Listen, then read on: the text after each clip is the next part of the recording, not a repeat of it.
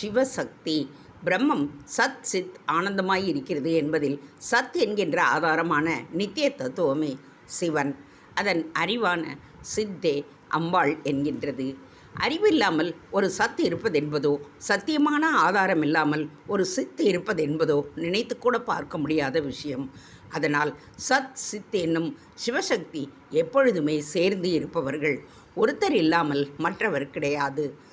சத் சித் ஆனந்தம் என்பதில் ஆனந்தம் என்பது என்ன? ஆனந்த லகரி பேரென்றால் அந்த ஆனந்தம் என்பதுதான் எது என்பது கேள்வி.